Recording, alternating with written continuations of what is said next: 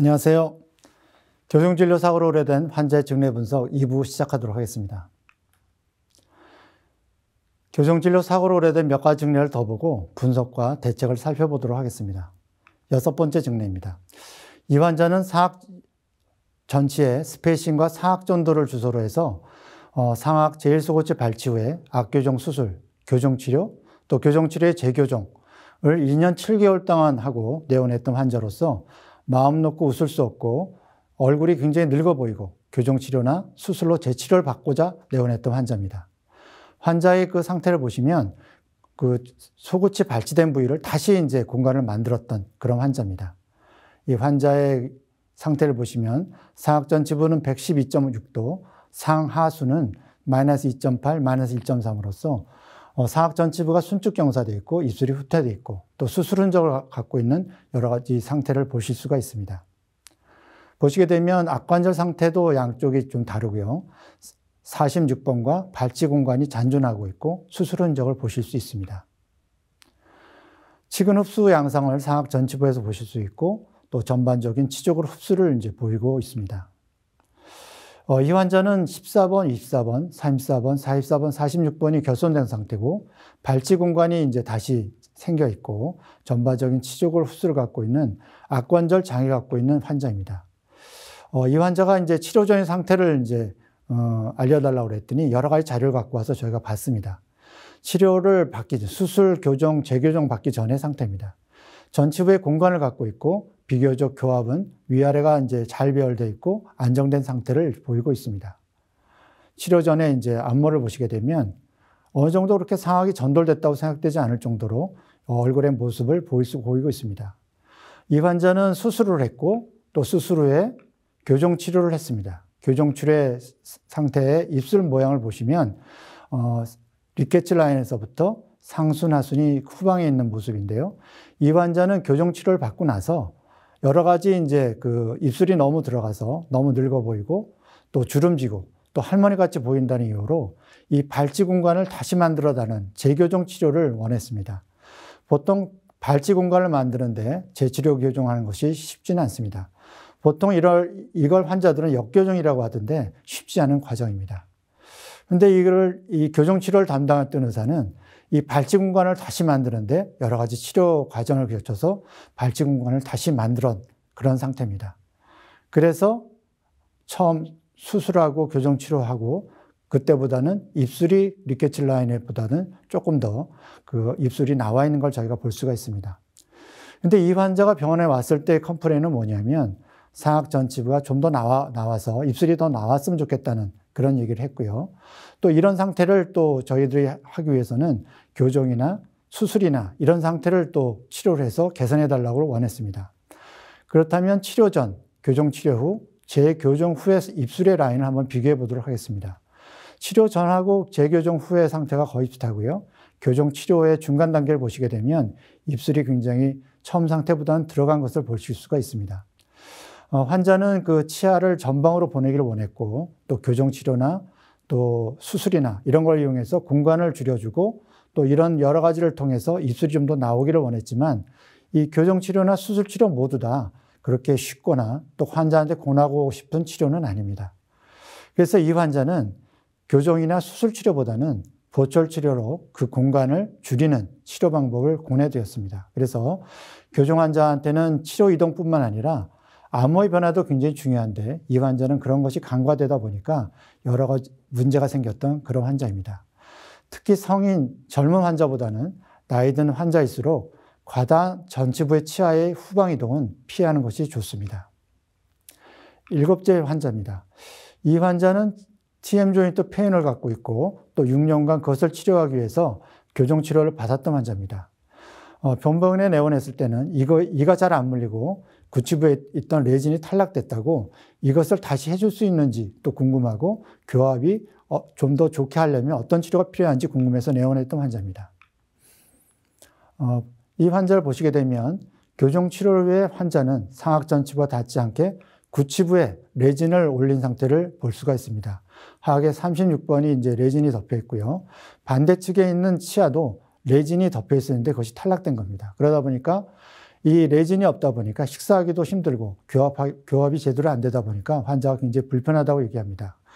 그래서 이 레진이 있는 상태에서는 어떠냐고 물어봤더니 뭐 불편하긴 하지만 한쪽이 없기 때문에 지금이 더 불편하다는 얘기를 합니다.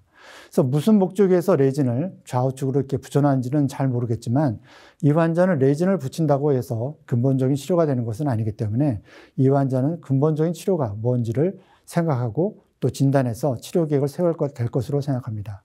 이 환자 여러 가지 계측치를 보게 되면 그 골격성 제2급 부정기업이고 또 양쪽에 이제 콘다일 자체가 그 크기나 모양이 다르고 또 여러 가지 레진이 덮여 있는 그런 상태를 보실 수가 있습니다. 상악 전칩의 치근 길이가 짧고 얇은 형태를 가지고 있고 치주골 높이가 낮은 것을 볼 수가 있습니다.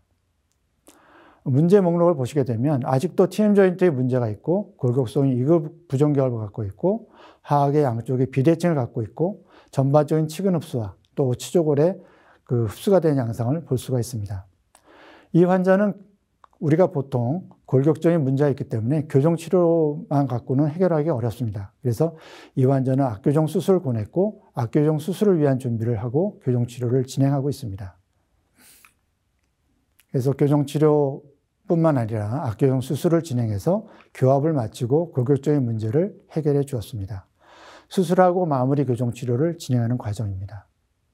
치아 축이나 교합이나 이런 것이 좀 더 안정된 상태로 교정 치료가 끝났습니다. 좌우측 견치와 구치부의 일극 관계를 이루게 되었고 구치부 교합이 안정되고 정중선이 일치된 상태를 보이고 있습니다. 치료 후 파노라마 사진입니다. 5년 팔로업 과정에서 안정된 교합과 악관절 상태를 유지하고 있으며 또 악관절에서는 통증을 갖고 있지 않았습니다. 본 환자는 악관절 통증을 완화시켰고 구치부에 이제 레진을 올려서 교합하게 하는 문제 자체가 해결된 겁니다.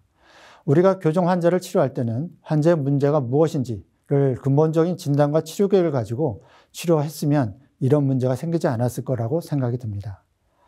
8번째 이제 환자입니다.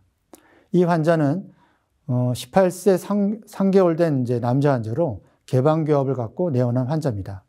이 환자는 픽스드 어퍼런스로 2년간 치료를 받았는데요. 지방에서 치료를 받다가 서울로 이제 그 직장 때문에 옮기다 보니까 치료받던 여러 장치를 제거하고 내원한 상태입니다.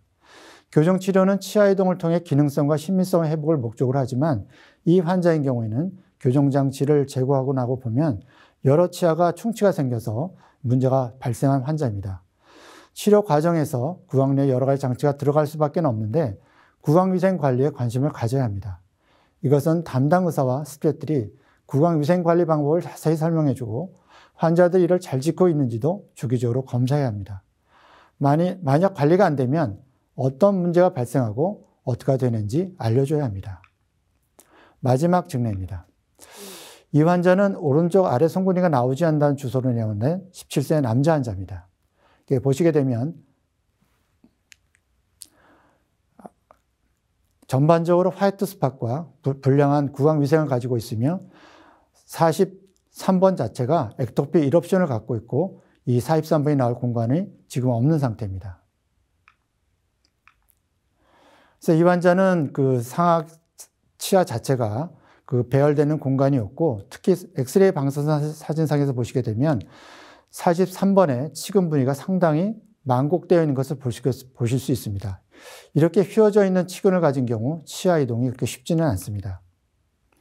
약간 치아들이 그 치근 자체가 짧고 또 슬렌트한 상태를 보이고 있습니다. 이 환자는 약간 크레스리의 상태를 보이고 있고 상악 전치부와 S행의 각도가 118도, IMP는 88도를 이루고 있는 크레스리의 골격성 상태를 보이는 환자입니다. 이 환자는 두 가지 옵션으로 치료 계획을 세울 수 있습니다. 하나는 하악 구치부 후방 이동하고 매복지를 유도하는 방법. 두 번째는 하악 구치부 후방 이동을 하고 매복지 발과하고 임플란트 보초하는 방법. 두 가지 옵션을 생각할 수가 있는데 왜 두 가지 옵션을 세우냐 하면 아까 매복된 치아 자체가 뿌리가 굉장히 만곡되어 있기 때문에 그것이 제대로 이동되지 않을 경우 할 수 없이 발치를 할 가능성이 있기 때문입니다. 이 환자인 경우에는 여러 가지 구강위생 관리를 강조하면서 치아 이동을 시켰습니다. 특히 구치부인 경우에는 밴드보다는 브라켓을 붙여서 구강위생 관리를 잘할 수 있도록 유도를 하였고, 가능하면 필요한 치아에만 장치를 붙여서 치아 이동을 유도하였습니다. 치아를 이동시킬 때도 위생 관리가 잘 되도록 환자나 보호자한테 설명하는 것을 잊지 않았고, 환자한테 이것이 왜 중요한지를 이제 강조하면서 치료를 진행하였습니다. 후방부로 구치부가 이동되면서 액톡비로 속에 있는 매복된 견치가 맹출할 공간을 확보하고 있습니다. 치료 20개월 후 공간이 발생했고, 또 치아가 쓰러져 있던 치아가 수직으로 일업전되는 것을 저희가 볼 수가 있습니다. 치료 27개월 후 치아가 어느 정도 자기 자리를 잡고 견치 부위에 자리가 나서 치아가 이동된 상태입니다. 하악에 매복된 치아가 공간 확보와 별이 되었지만, 이 환자는 잦은 결석과 구강위생 관리가 되지 않아서 보호자와 상의해서 사항만은 치료하지 않고 이 상태에서 사항만 치료한 상태에서 교합을 마치고 마무리를 지었습니다. 치료 후 파노라마 엑스레이 상입니다.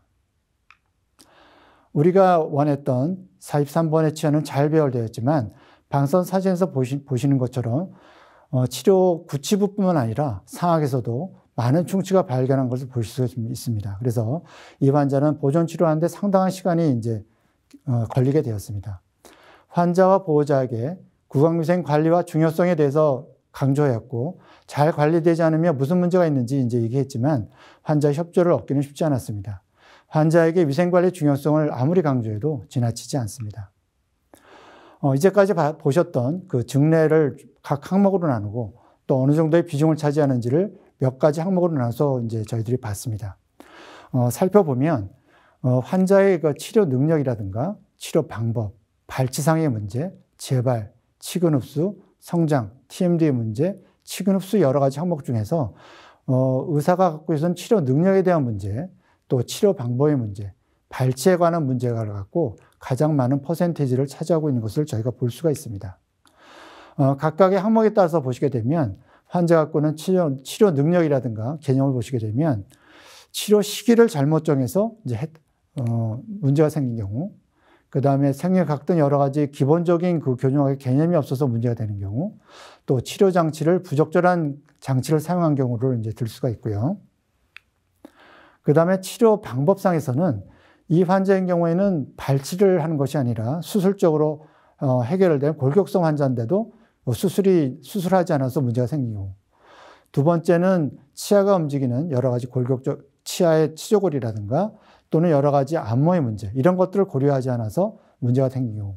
세 번째는 장치가 부적절한 장치를 사용한 경우로 이제 들 수가 있습니다. 특히 이제 수술에 있어서는 이 많은 그 경우에 있어서 골격적인 문제를 갖고 있는 환자지만, 크레3보다는 크레2 환자에서 저희들이 수술을 해야 되는데 수술하지 않고 발치를 하는 경우가 이제 있었고요. 그 다음에 오픈바이트에서도 수술을 했으면 좋은데 수술하지 않고 교정치료하다가 문제가 생긴 경우를 저희가 볼 수가 있습니다. 그 다음에 발치에 대해서 이제 문제가 생긴 겁니다. 발치는 이제 저희들이 발치를 했지만 앵커 프랩이 제대로 안 돼서 공간이 부족한 경우도 있었고요.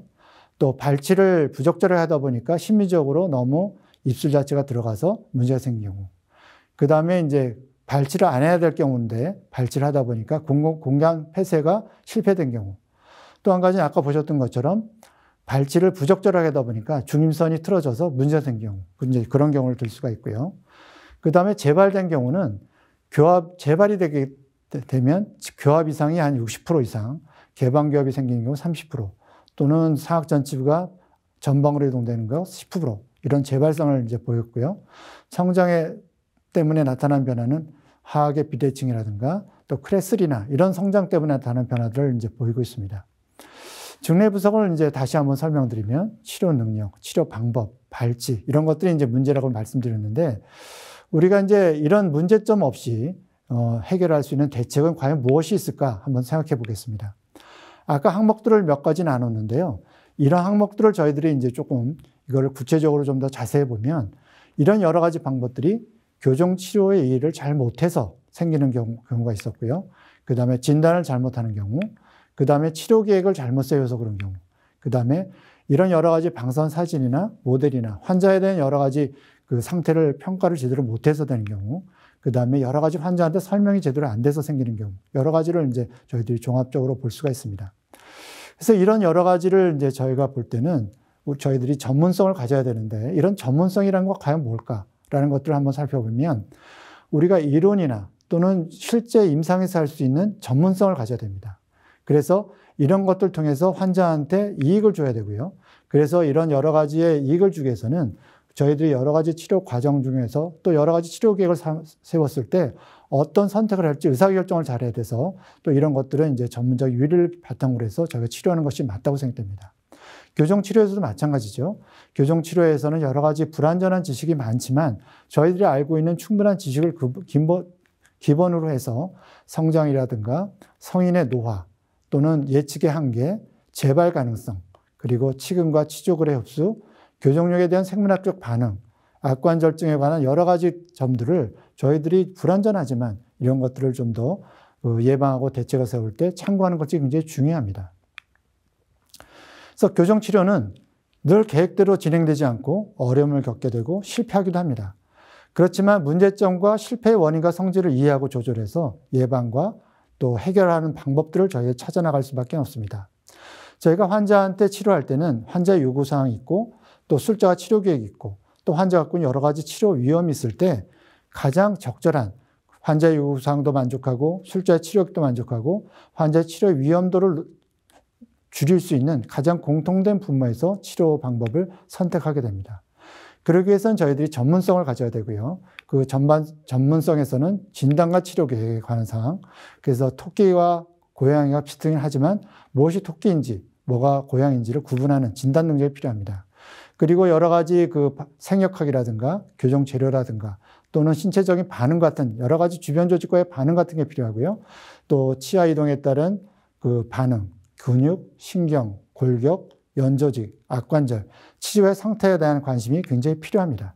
그래서 저희들이 생각하는 성장이라든가 성인의 상태, 그 다음에 주기적인 방사 사진과 같은 여러 가지 평가 방법, 그리고 이런 것들이 잘 치료되고 있는지 또는 잘못되고 있는지를 판단하는 그런 기준들에 대한 관심이 굉장히 필요합니다.